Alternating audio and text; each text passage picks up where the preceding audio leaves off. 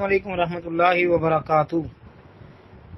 جی یہ محترم بھائی نے لکھا جی، سوال ہے کہ ایک آدمی کسی کو گھر 20,000 روپے میں کرائے پر لے کر دیتا ہے اور 2 سال بعد وہ مالک کو 15,000 روپے کے حساب سے ادا کرتا ہے اور باقی اپنے پاس رکھ لیتا ہے، کیا یہ جائز ہے؟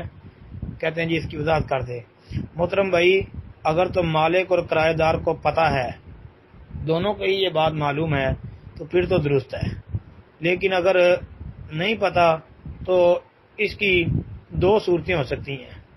نمبر 1، یا تو اس نے کرایہ دار اور مالک کو جھوٹ بولا، کرایہ دار کو کہا کہ مالک 20,000 مانگ رہا ہے اور مالک سے کہا کہ کرایہ دار نے 15,000 ہی ادا کیے ہیں۔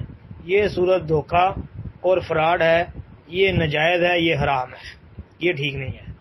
ایک دوسری صورت بھی ہے کہ اگر اس نے کرایہ دار کو کہا کہ مجھے 20,000 دو، میں تمہیں گھر کرائے پر لے دیتا ہوں، اور مالک سے کہا کہ میں 15,000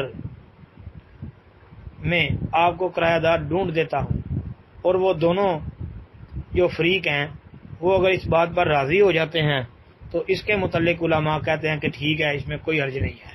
جی یہ 2 صورتیں میں نے آپ کے سامنے رکھ دی ہیں، باقی واللہ عالم بالصواب۔ السلام علیکم ورحمۃ اللہ۔